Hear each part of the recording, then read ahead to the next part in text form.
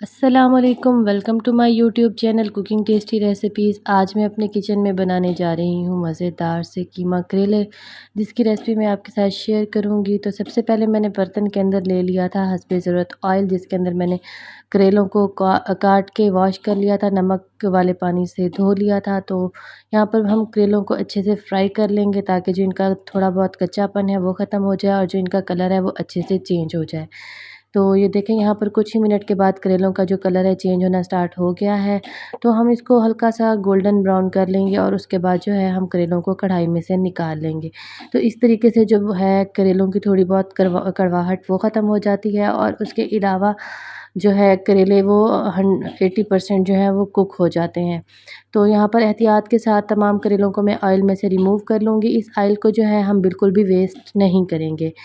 तो ये जो ऑयल था इसी के अंदर ही हम बाकी का तमाम प्रोसेस करेंगे। इसके अंदर मैंने 2 लार्ज साइज़ के प्याज लिए थे, उनको मैंने कट करके इसमें ऐड कर लिया है और यहाँ पर प्याज़ों का हम कलर अच्छा सा चेंज कर लेंगे। तो जैसे ही प्याज़ों का कलर गोल्डन ब्राउन होगा तो इसके अंदर बाकी के तमाम इंग्रेडिएंट्स जो हैं वो हम ऐड करेंगे। तो यहाँ पर ये देखें, प्याज़ों को मैंने शामिल कर लिया था और इनको अच्छे से फ्राई कर लेंगे कलर चेंज होने तक। तो यहाँ पर देखें, आहिस्ता-आहिस्ता इसका कलर चेंज होना स्टार्ट हो गया है। अब इसके अंदर हम ऐड करेंगे टमाटर। टमाटर यहाँ पर जो है मैंने क्यूब्स में कट कर लिए थे और ये है मेरे पास 2 लार्ज साइज़ के। इनको मैंने आप चाहें तो यहाँ पर इसका पेस्ट भी इस्तेमाल कर सकते हैं, लेकिन जो है मैंने टमाटरों को बिल्कुल छोटा-छोटा कट कर लिया था ताकि जो ये है आसानी से इसके अंदर हल हो जाएँ और ईज़िली सॉफ्ट हो जाएँ।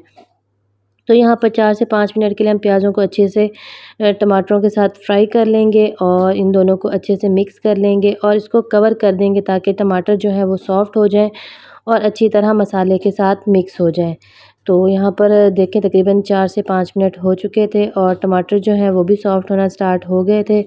यहाँ पर अगेन हम इसकी मिक्सिंग कर लेंगे और उसके बाद इसके अंदर बाकी की चीज़ें शामिल करेंगे। अगर आपको मेरा ये तरीका अच्छा लगा हो तो मेरी रेसिपी को ज़रूर लाइक करें और मुझे कमेंट्स में बताएं कि आपको मेरी रेसिपी कैसी लगी। तो ये देखें, यहाँ पर टमाटरों की भुनाई मैंने कर ली है प्याज़ों के साथ और अब इसके अंदर मैं 2 टेबलस्पून के करीब ऐड कर रही हूँ लहसुन अदरक का पेस्ट। आप चाहें तो इसके अंदर फ्रेश लहसुन अदरक जो है वो भी पीस के डाल सकती हैं। अगर आपके पास वो अवेलेबल नहीं है तो आप इसके अंदर पाउडर भी लहसुन अदरक का शामिल कर सकती हैं। तो यहाँ पर देखें, मैं इसको अच्छे से मिक्स कर लूँगी और इसकी भुनाई कर लूँगी ताकि प्याज़ों का जो कच्चापन है वो ख़त्म हो जाए और टमाटरों का भी, और उसके साथ लहसुन अदरक जो है वो उसकी अच्छी सी खुशबू जैसे ही आना स्टार्ट होगी तो इसके अंदर हम बाकी के तमाम जो स्पाइसेस हैं वो ऐड कर लेंगे।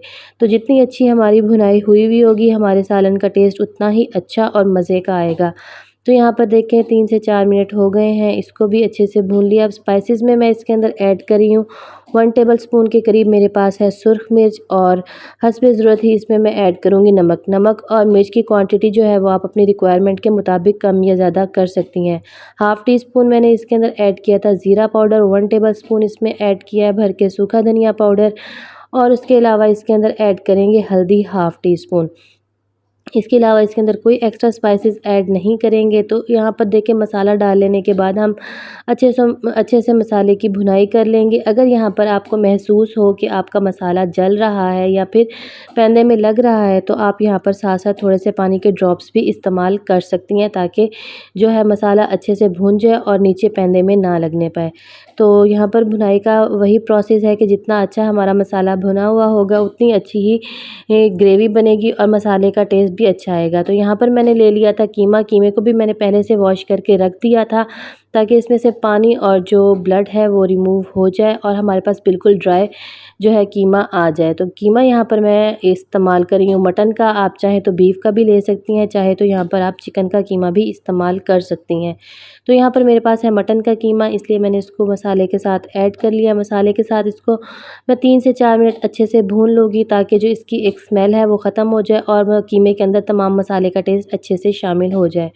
तो ये देखें, यहाँ पर जो कीमा है वो मसाले के साथ अच्छा खासा भुन चुका है। इस पॉइंट पर मैं इसके अंदर ऐड करूँगी 3 to 4 टेबलस्पून के करीब मेरे पास है घर की फ्रेश दही, जिसको मैंने बीट कर लिया था ताकि इसकी गुठलियाँ ख़त्म हो जाएँ। इसको भी जो है मैं कीमे के साथ अच्छे से मिक्स कर लूँगी और इसकी भी भुनाई कर लूँगी।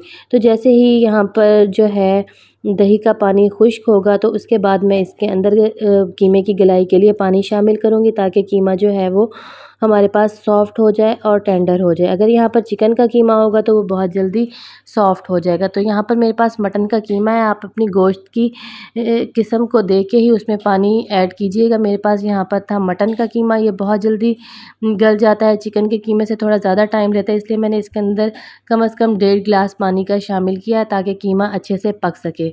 अगर यहाँ पर बीफ का है तो आप यहाँ पर 2 टू 3 गिलास भी पानी ऐड कर सकती हैं या अपनी रिक्वायरमेंट के मुताबिक। तो यहाँ पर पानी जो है वो अच्छा खासा खुश्क हो चुका था और ये प्रोसेस तमाम मैंने लो टू मीडियम फ्लेम पर किया था और इसको कुक होने में तकरीबन 20 मिनट लग गए थे। तो अब इस पॉइंट पर मैं इसके अंदर ऐड करूँगी 4 अदद मेरे पास है सब्ज़ मिर्च, उसको मैंने सेंटर से कट कर लिया था, वो भी इसमें शामिल कर ली थी। और अब इस पॉइंट पर इसके अंदर मैं ऐड कर लूँगी जो मेरे पास करेले थे जिनको मैंने फ्राई कर लिया था, उनको एक साइड पर रख लिया था, वो भी इस पॉइंट पर मैं इसमें शामिल कर लूँगी।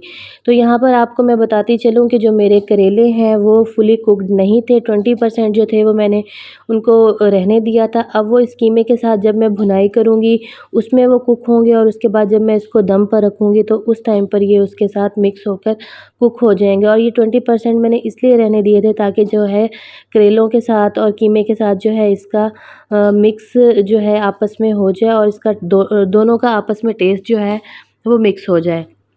तो यहाँ पर भुनाई कर लेने के बाद लास्ट में मैंने 1 टेबल स्पून ऐड किया था गरम मसाला और उसके बाद इसके अंदर मैंने ऐड किया है सब्ज़ धनिया और कटी हुई हल्की सी सब्ज़ मिर्च।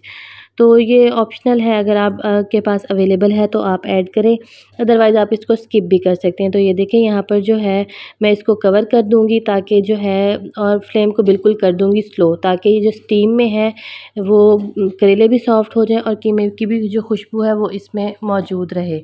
तो ये देखें यहाँ पर तकरीबन इसको 5 मिनट गुजर चुके थे, मज़ेदार सा जो मेरा सालन है वो बनकर रेडी है। तो अगर आपको मेरा ये तरीका अच्छा लगा हो तो मेरी रेसिपी को ज़रूर लाइक करें और मुझे कमेंट्स में बताएं कि आपको मेरी रेसिपी कैसी लगी। मज़ीद अच्छी वीडियोज़ के लिए मेरे चैनल का विज़िट ज़रूर करें, बेल आइकन को लाजमी प्रेस करें।